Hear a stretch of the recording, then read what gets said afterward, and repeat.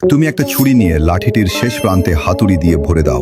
আমি একটা ছুরি লাঠির এক প্রান্তে ভরে দিয়েছি। এবার লাঠিটা ঘুরিয়ে 4 ফাটা করো এক্স এর মতো। ঠিক আছে, 4 পাটা করলাম এক্স এর মতো।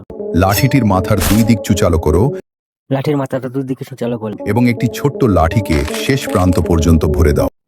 আবার ছোট্ট লাঠিকে শেষ প্রান্ত পর্যন্ত ভরে দিলাম। এটা করলে কি হবে? এখন অন্য পাশেও একই কাজ করো। ঠিক আছে, আমি অন্য পাশেও সে একইভাবে একটা ছোট্ট লাঠিকে মাঝ বরাবর ভরে নিলাম। নিচের দিকে একটা সুতোকে শক্ত করে পেঁচিয়ে ঠিক আছে, নিচের সাইডে একটা সুতোকে শক্ত করে পেঁচালাম। ডালগুলোর চারপাশে ভালো করে বেঁধে দাও।